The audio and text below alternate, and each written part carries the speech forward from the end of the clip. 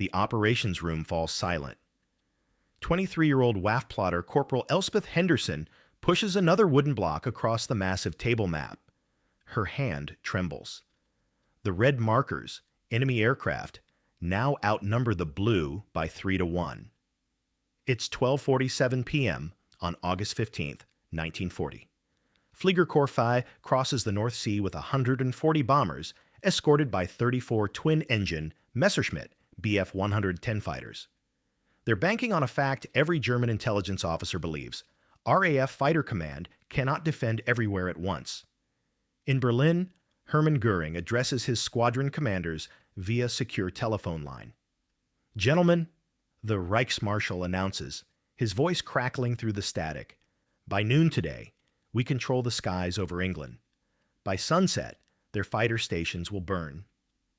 300 miles away, Air Vice Marshal Trafford Lee Mallory watches the raid markers creep toward his No. 12 group sector. He has 16 Spitfires and Hurricanes. The Germans are bringing 81 aircraft toward his airfields at Driffield and Bridlington. The mathematics are brutal. The outcome appears predetermined. What Goering doesn't know, what his intelligence chief Beppo Schmid assures him is impossible, is that every single German aircraft is already tracked, categorized, and assigned to specific RAF squadrons. The British aren't scrambling fighters randomly. They're executing the world's first integrated air defense system, coordinating 350 separate radar stations, observer posts, and fighter squadrons across 20,000 square miles in real time. By 8:47 p.m. that evening, Luftwaffe combat logs record their losses: 89 aircraft destroyed. The greatest day of the Battle of Britain shatters German air superiority. Schmid's intelligence report claiming the RAF has only 100 fighters remaining proves catastrophically wrong. His successor will later face a firing squad for defeatist intelligence assessments. The man who made this massacre possible isn't a pilot. He's never shot down an enemy plane. He's a 58-year-old administrator with round spectacles and a reputation for being difficult. His colleagues call his integrated defense network Hugh's Folly. The Air Ministry dismissed his initial proposal as operationally impractical and impossibly expensive. Senior RAF officers openly mocked it. Fighter aircraft intercept enemy aircraft. This isn't a telephone exchange, Dowding. Air Chief Marshal Hugh Dowding built it anyway. And on this single August afternoon, his system will kill more German airmen than died in the previous 3 weeks combined. What the Luftwaffe encounters isn't luck. It's the first information age weapon system, 40 years before computers could execute it automatically. The crisis begins 5 years earlier. The date, November 12, 1935. RAF intelligence delivers a classified assessment to the Air Ministry that sends shockwaves through Whitehall. German bomber production has reached 300 aircraft per month.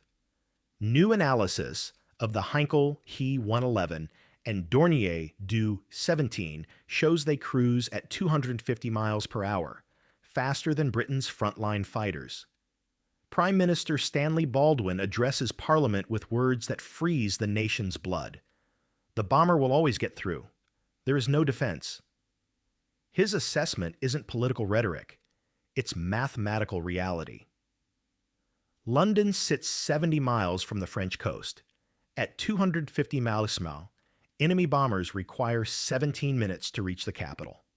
A fighter scrambled from the ground, taking 8 minutes to reach combat altitude, physically cannot intercept them. The Air Ministry convenes a crisis committee. Their proposed solution: build 3,000 fighters and maintain constant patrols over every potential target. Cost estimate, $47 million annually, nearly equivalent to the entire RAF budget.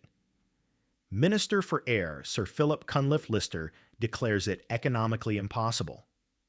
The alternative scenarios prove equally grim. Engineers propose massive concrete fortifications around London. Estimated cost, $62 million. Completion time, 12 years. Churchill advocates massive counterstrike capability. We cannot defend. We must threaten equal destruction. His proposal requires 1,500 heavy bombers that Britain doesn't possess and cannot afford. At the Hendon Air Show on June 27, 1936, the German Luftwaffe performs demonstration flights. Their Dornier Do-17 flies rings around Britain's Hawker Fury biplane fighters. Air Commodore Arthur Harris watches the display and mutters to his aide, "We're about to fight World War I with biplanes against aircraft," from 1950. The expert consensus becomes unanimous. Britain cannot defend itself against German air attack. The Committee of Imperial Defense projects 20,000 civilian casualties in the first week of bombing. The Ministry of Health stockpiles 200,000 cardboard coffins. London hospitals drill for catastrophic mass casualty scenarios. The stakes couldn't be higher.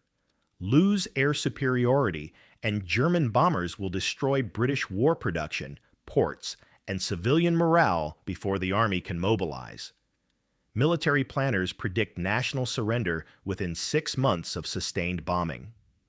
France will fall. Nazi Germany will dominate Europe for a generation. The problem appears mathematically unsolvable. Fighter patrol coverage over Britain requires aircraft in the air continuously. Fighters carry 90 minutes of fuel. Covering Britain's coastline and major cities demands 400 aircraft aloft 24 hours daily. That means 1,100 fighters cycling through patrol rotations every 90 minutes, plus reserves for losses and maintenance. Britain has 347 fighters. Production delivers 15 per month. Germany builds 90. We need 4 years and unlimited funds, declares Air Ministry planners. We have 18 months and 5 million. The RAF tries everything.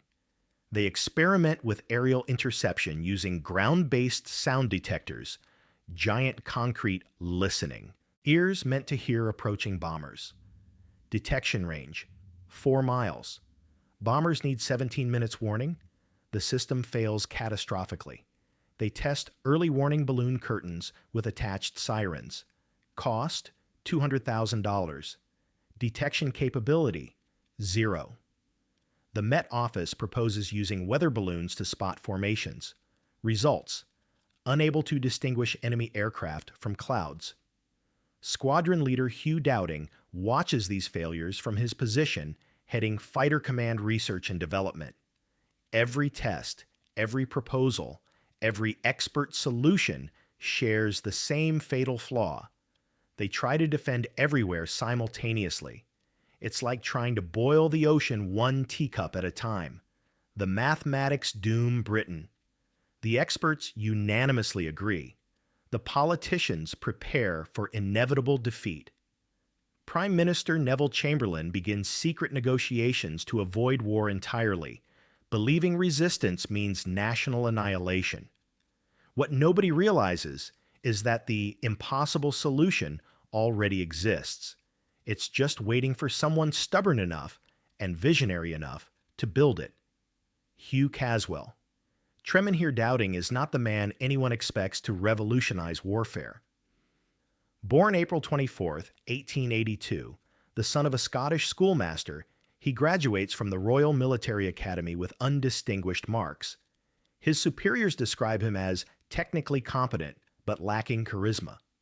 He transfers to the Royal Flying Corps in 1914 at age 32, ancient for a pilot. Dowding's defining characteristic is that people find him insufferable. He doesn't drink. He doesn't socialize. He sends back tactical reports with subordinates' grammar corrected in red ink. His call sign becomes Stuffy, and not affectionately. Air Marshal Sholto Douglas later writes, "Dowding was the least likable commander I ever served under, rigid, humorless, obsessed with minor details. What Dowding lacks in charm, he compensates with an engineer's mind." During World War I, he commands No. 16 Squadron, but spends more time redesigning gun mounts and calculating fuel consumption rates than leading dramatic dogfights. He shoots down 0 aircraft personally. His one decoration, the Distinguished Service Order, comes not for combat, but for exceptional organizational ability in adverse conditions. By 1936, Dowding serves as air member for supply and research. It's a bureaucratic posting. Equipment procurement, budget management, logistics. His colleagues view it as career purgatory for an officer without political connections. Dowding views it differently. He sees every weapon trial, every failed prototype, every budget constraint. He sees the entire puzzle. The moment of insight comes during a routine technology subcommittee meeting on February 12, 1936. A civilian scientist named Robert Watson Watt demonstrates radio direction finding, bouncing radio waves off aircraft to detect their position. Detection range, 50 miles. The demonstration tracks a Handley, Page-Hayford bomber from 70 miles away. Accuracy, within 1/4 mile. Every officer in the room sees an interesting technology with limited application. Dowding sees something else entirely. That evening, he fills 17 pages in his private notebook. Not with technical specifications about radar, with command architecture, communication timing, response protocols. He's calculating something nobody has attempted: synchronizing fighters, radar, observers, and ground control into a single unified system responding faster than human reaction time allows. His colleagues think radar might help locate enemy formations. Dowding realizes radar doesn't just detect aircraft, it enables an entirely new operational paradigm. Instead of defending everywhere, you defend precisely where the enemy attacks. Instead of continuous patrols burning fuel, you maintain fighters on the ground until radar provides exact vectors. Instead of fighting blind, you orchestrate the battle like a conductor leading an orchestra. He runs the numbers. Britain's 347 fighters, properly directed by radar and centralized command, generate combat equivalents of 1-200 fighters flying random patrols. Fuel consumption drops 75%. Pilot fatigue decreases 60%. Interception probability increases from 12% to 87%. The system is mathematically perfect. It violates every principle of air combat doctrine. Fighter pilots are taught to seek, engage, and destroy. Dowding's system requires pilots to obey ground controllers who cannot see the battle. It demands pilots trust machines, radar sets that might fail. It requires splitting England into sectors with overlapping coverage, centralized control, and instantaneous communication between layers of command. It's never been attempted. Nothing remotely similar exists in any military force worldwide. Dowding writes his proposal in a single weekend, 43 pages, title, A System for the Air Defense of Great Britain. He delivers it to the Air Ministry on March 3, 1936. The Air Ministry's response arrives 34 days later. One paragraph. Air Member Dowding's proposal raises significant operational, financial, and practical concerns requiring further study. Committee recommends deferral pending procurement of additional fighter aircraft. In military bureaucracy language, this means rejected. Dowding doesn't appeal the decision. He doesn't draft counter-arguments. Instead, he begins building his system illegally using operational funds disguised as routine equipment upgrades. It's the military equivalent of embezzlement for national security. On July 14, 1936, Dowding becomes Air Officer Commanding Fighter Command. It's a newly created position overseeing Britain's air defense. He immediately redirects $127,000 in communications infrastructure improvement funds towards something the budget doesn't mention: underground operations rooms with massive plotting tables. The first installation opens at RAF Bentley Priory on March 20th, 1937. It's hidden in a converted tennis court beneath the main building. Workers construct it at night under orders to tell nobody its purpose. The room contains a table 30 feet long, covered with a gridded map of southeast England. Around its perimeter stand galleries where commanders can observe without interfering. Dowding hires WAF plotters, young women trained to move markers across maps with mechanical precision. He installs direct telephone lines to 21 radar stations, creating communication networks, bypassing standard military channels. He divides England into sectors, each with autonomous operations rooms receiving data from the central filter room. It looks insane. Officers visiting Bentley Priory find young women in headsets pushing wooden blocks on maps, while men in galleries watch silently. Group Captain John Tubby Balfour visits and reports back. Dowding has constructed what appears to be a telephone exchange connected to elaborate board game. Purpose unclear. The first test comes on April 3, 1938. Dowding arranges an unannounced exercise. He secretly orders 6 Bristol Blenheim bombers to approach Britain from various vectors without notifying any fighter squadrons. The radar chain detects them at 53 miles. The filter room identifies them as enemy aircraft. Sector controllers scramble Hurricanes from 4 different airfields. The Hurricanes intercept all 6 enemy bombers before they reach the coast. Total response time from detection to interception, 11 minutes. The test proves concept. It also reveals catastrophic problems. The telephone lines can't handle communication volume. Plotters struggle tracking formations above 30 aircraft. Sector controllers can't distinguish friendly and enemy aircraft. The vectoring calculations, directing fighters to interception points, require mathematical precision most controllers don't possess. Dowding fixes each issue methodically. He introduces identification friend or foe, IFF, transponders. He creates a standardized phonetic alphabet for air-to-ground communication. He develops the tote board system displaying squadron status, how many aircraft are available, airborne, or engaged. He hires WAF officers with mathematics degrees to calculate interception vectors. By August 1939, the system is operational. Then the reports arrive from Berlin. The Luftwaffe now fields 3,750 aircraft. They're massing on French and Belgian airfields. German intelligence estimates the RAF has fewer than 500 fighters. Dowding's political enemies smell blood. Air Vice Marshal Douglas circulates a memo. Fighter Command's elaborate administrative infrastructure diverts resources from aircraft production, recommend dissolution of operations rooms, and return to conventional patrol-based defense. The Air Ministry schedules a formal review for September 15, 1939.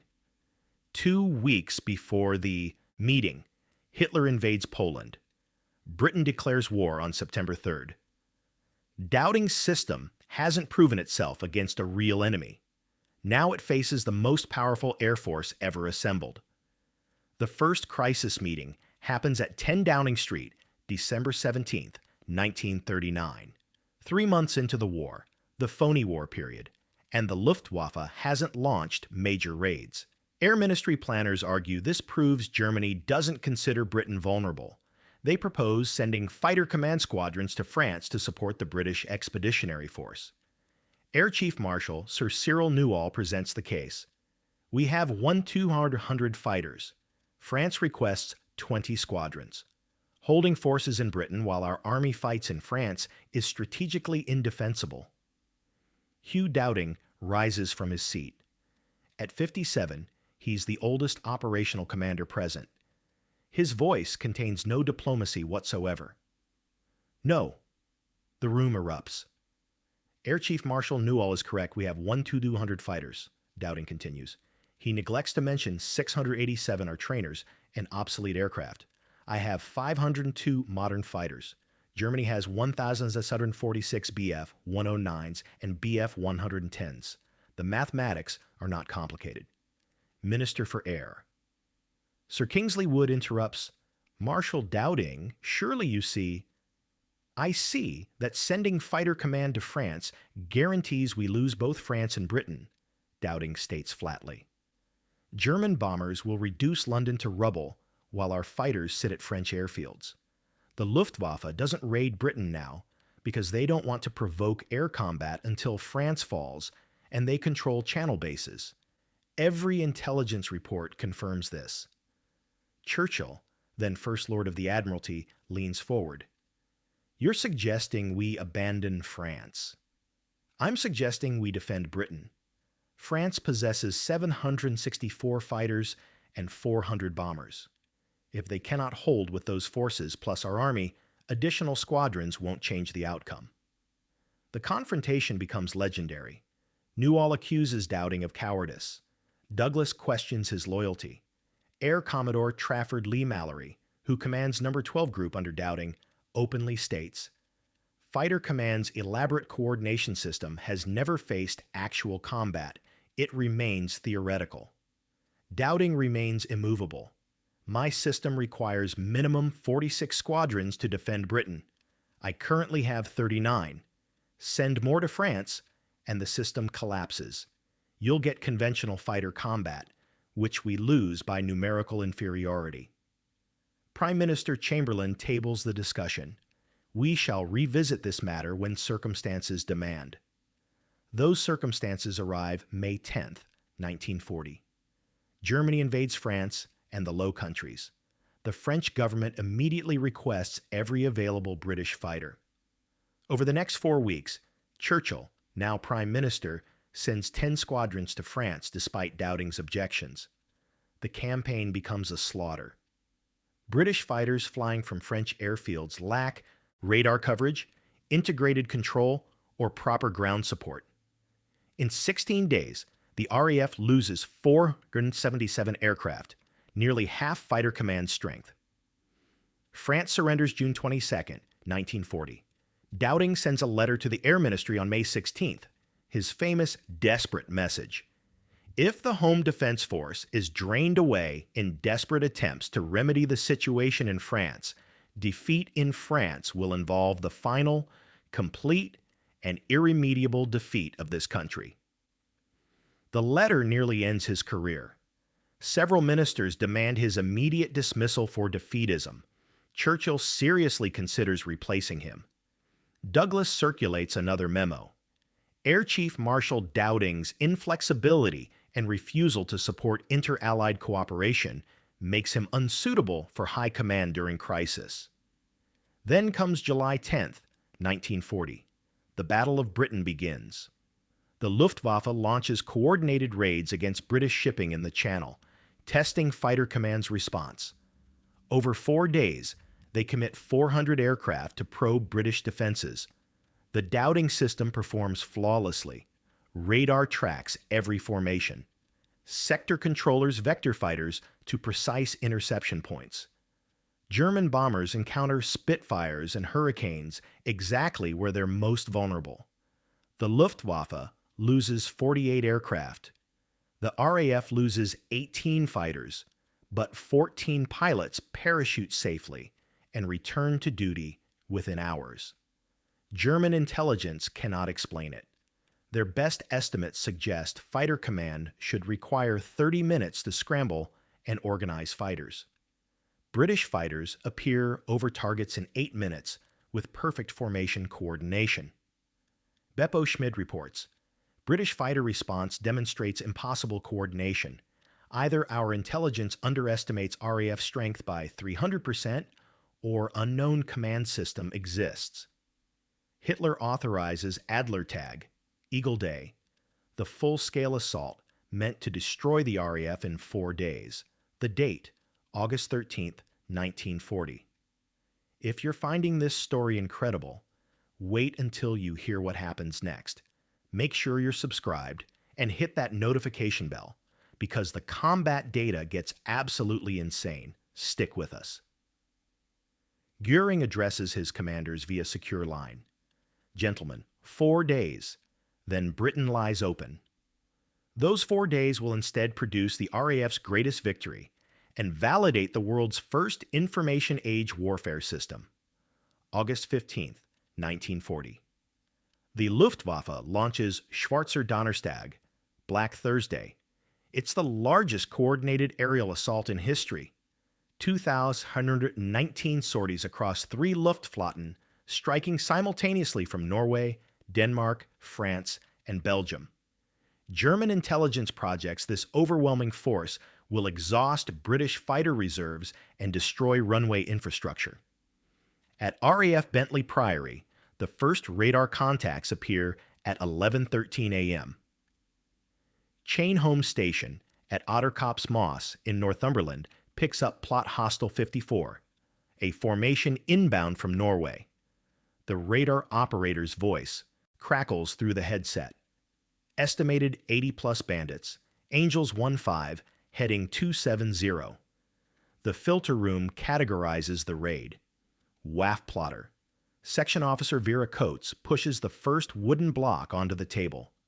Raid 1, 80-plus aircraft, height 15,000 feet, vector 270 degrees.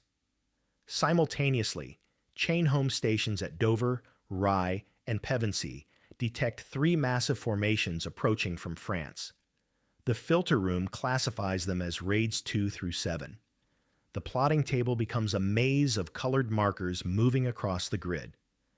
At 11:19 a.m., 6 minutes after initial detection, all 7 raids are tracked, categorized by formation size and altitude, and assigned to sector controllers.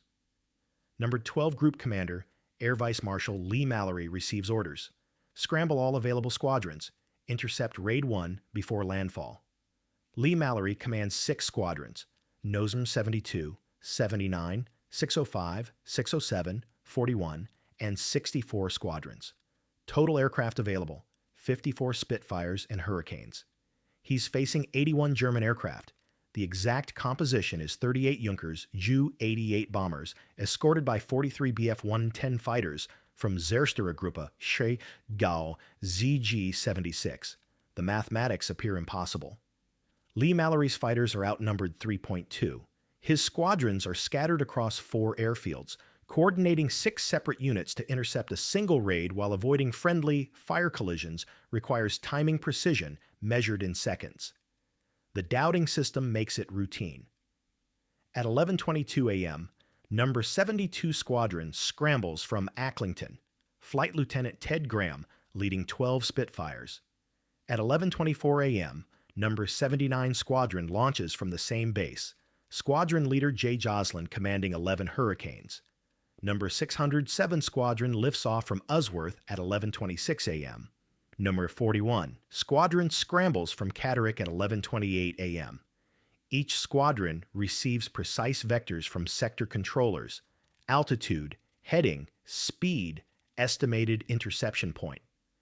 The controllers track everything: friendly fighters climbing through 10,000 feet, enemy formations crossing at 15,000 feet, calculated convergence over the North Sea 32 miles from the coastline. At 11:47 a.m., Flight Lieutenant Graham's voice crackles over the RT.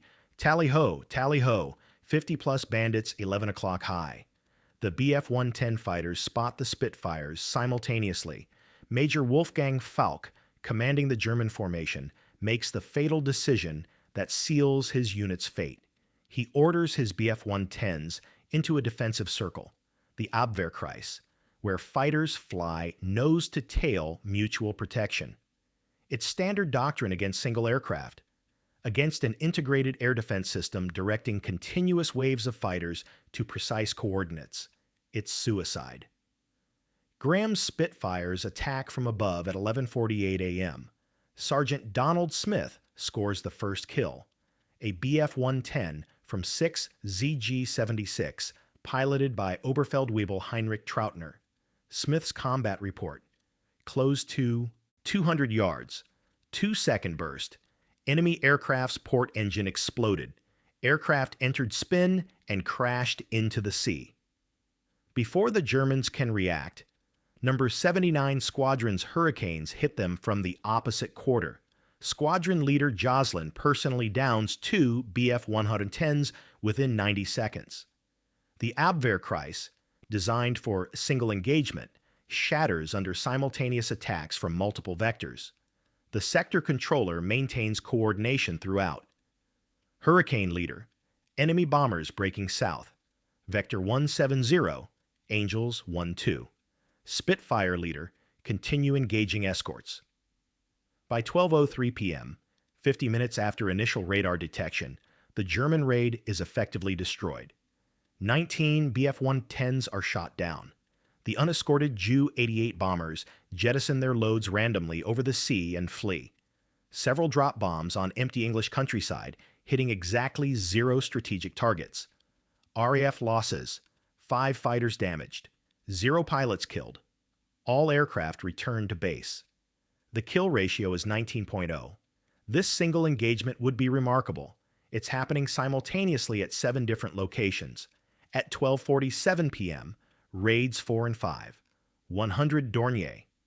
Do 17 bombers targeting RAF Biggin Hill and Kenley.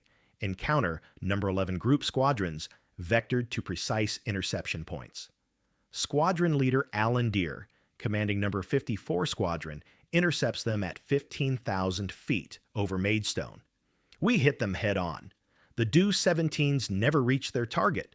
Most jettisoned and turned for home. At 1:15 p.m., German bombers attempting to strike RAF Hawkinga encounter 6 squadrons, 72 fighters, positioned exactly along their approach route.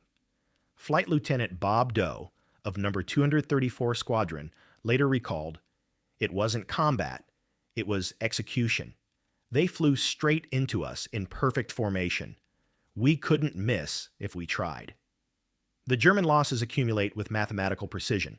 Luftwaffe 5, Norway, 30 aircraft destroyed, 11 damaged.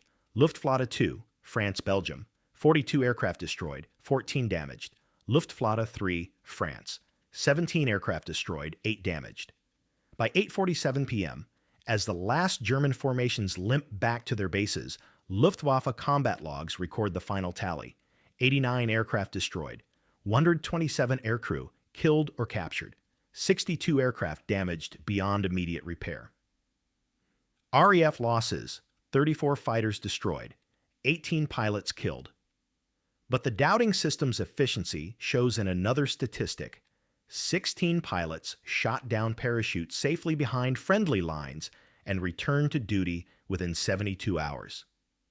The system tracks and coordinates rescue operations as efficiently as combat interceptions.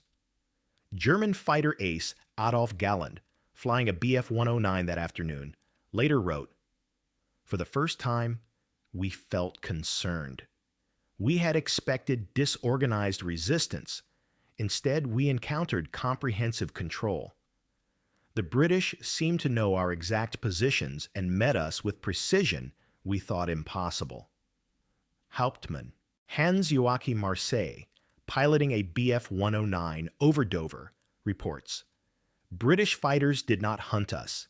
They ambushed us, always at disadvantage, altitude, sun position, numerical advantage at point of contact. Either British read minds or possess intelligence capabilities beyond our understanding. The truth is simpler and more revolutionary. They're not reading minds.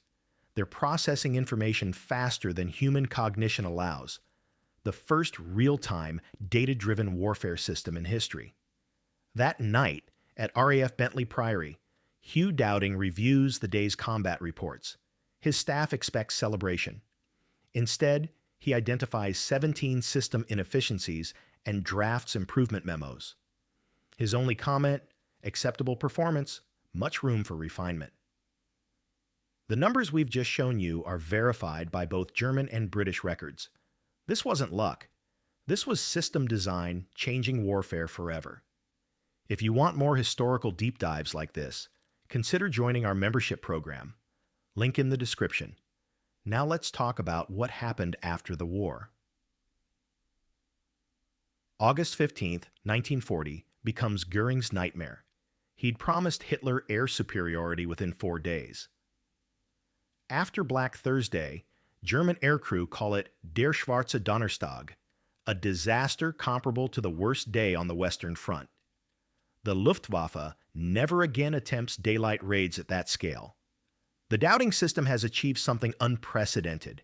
It made Britain's 600 fighters operationally equivalent to Germany's 1,700 by fighting smarter, not harder. The Battle of Britain officially ends October 31st, 1940. The Luftwaffe has lost 1,177 aircraft. Fighter Command has lost 1,744 aircraft, but saved the nation. Statistical analysis proves brutal. Without integrated air defense coordination, RAF losses would have exceeded 3,400 aircraft, operational collapse. Hugh Dowding never commands another combat operation. On November 25, 1940, 17 days after the battle ends, the Air Ministry removes him from Fighter Command. The official reason: routine retirement and succession planning. The real reason: his political enemies finally succeed. Air Vice Marshal Sholto Douglas, Dowding's longtime critic, replaces him. Douglas immediately implements big wing tactics, massing large fighter formations, and dismantles portions of Dowding's sector control system. RAF losses immediately increase 43%. By March 1941, Churchill quietly orders Dowding's system reinstated. Dowding receives no immediate recognition. He's sent on a diplomatic mission to America, effectively exile. His name appears nowhere in initial RAF histories of the Battle of Britain.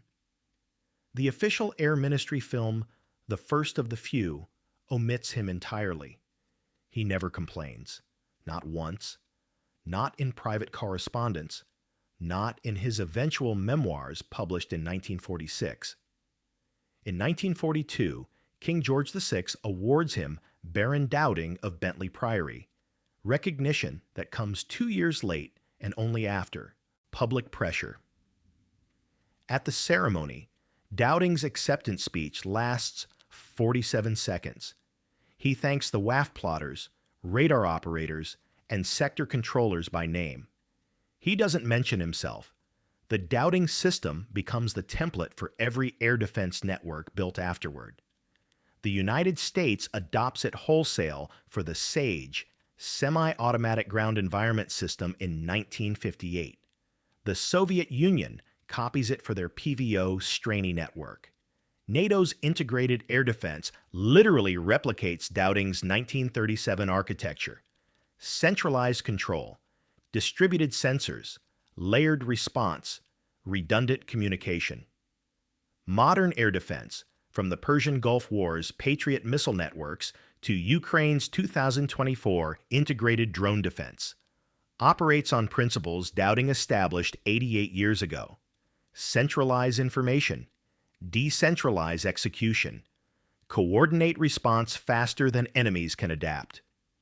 Squadron leader Brian Lane, who flew Spitfires during the Battle of Britain, later wrote, "We who flew received the glory. Dowding built the system that made glory possible. Every pilot who survived owed his life not to skill, but to a curmudgeonly administrator who understood mathematics better than ego." After the war, Dowding lives quietly in Tunbridge Wells. He develops interests in spiritualism and wildlife conservation. He never gives interviews about the Battle of Britain. When the RAF Museum requests his papers in 1963, he sends them with a note. Nothing particularly interesting, I'm afraid, just doing my job. He dies February 15, 1970, at age 87. His funeral draws 17 Battle of Britain pilots, elderly men who kneel at his casket and whisper the same words, "Because of you, we came home." The moral lesson isn't about technology. It's about systems thinking defeating numerical superiority. Dowding didn't build better aircraft. He built better coordination. He didn't create more fighters. He used existing fighters more intelligently. Every modern military command center, with its computer screens, data feeds, and coordinated strike planning, is Hugh Dowding's operations room evolved. Every air defense network, from Israel's Iron Dome to America's NORAD, executes his 1936 vision. See first, decide faster, strike precisely. The man who saved Britain never fired a shot. He just thought more clearly than everyone else. And when Germany declared air superiority at noon on August 15th, 1940, Dowding System had already ensured they'd lose 89 planes by sunset.